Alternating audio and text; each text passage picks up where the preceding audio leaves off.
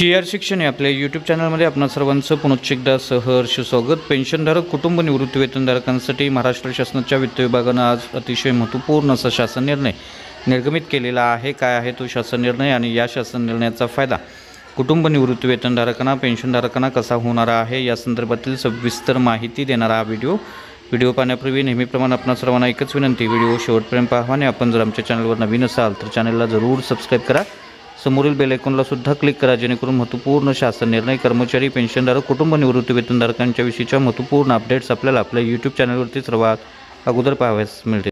जसे की आपण स्क्रीनवर पाहताय, महाराष्ट्र शासनाच्या वित्त विभागाचा दिनांक 16 जुलै 2025 रोजीचा हा महत्त्वपूर्ण शासन निर्णय निवृत्ती वेतनधारक विशेषतः कुटुंब निवृत्ती वेतनधारकांच्या विषयीचा हा महत्त्वपूर्ण असा शासन निर्णय आहे।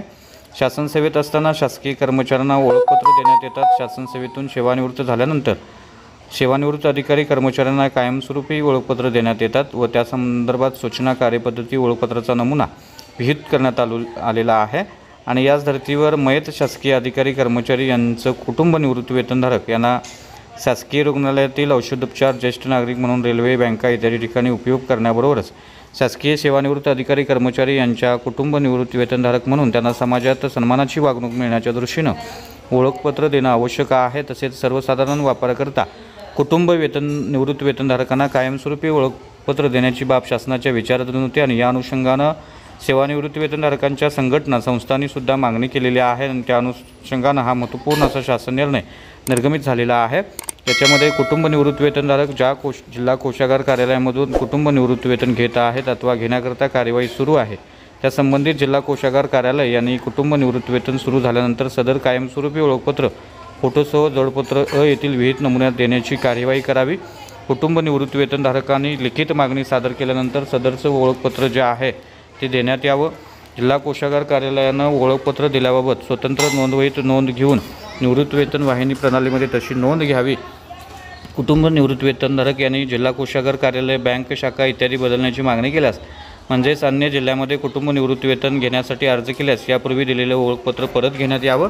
अन्य जिल्ह्यामध्ये कुटुंब निवृत्ती वेतन सुरू झाल्यानंतर त्या जिल्हा कोषागार कार्यालयानं कुटुंब निवृत्ती वेतनधारकांच्या लिखित मागणीनुसार नव्यानं ओळखपत्र द्यावं आणि ओळखपत्र दिल्याबाबत स्वतंत्र नोंदवहीत नोंद घेऊन निवृत्ती वेतन वाहिनी प्रणालीमध्ये नोंद घ्यावी।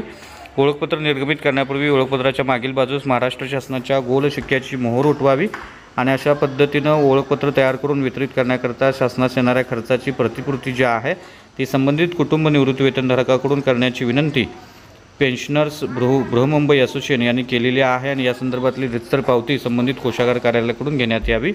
या संदर्भात सविस्तर कार्यपद्धती संचालक लेखा व कोषागार महाराष्ट्र जे यांची राहील आणि ते विहित करतील। अशा पद्धतीचा अतिशय महत्त्वपूर्ण असा शासन निर्णय आज निर्गमित झालेला आहे। त्यामुळे निश्चितच ही कुटुंब निवृत्ती वेतनधारकांसाठी अतिशय महत्त्वपूर्ण बातमी आहे असं आपल्याला म्हणता येईल। तर हा होता अतिशय महत्त्वपूर्ण व्हिडिओ, महत्त्वपूर्ण बातमी। अशाच महत्त्वपूर्ण बातम्यांसाठी रोजच्या महत्त्वपूर्ण शासन निर्णयासाठी चॅनलला सबस्क्राईब करा, व्हिडिओ लाईक करा, शेअर करा, आपले काही प्रश्न नक्की कमेंट करा। धन्यवाद।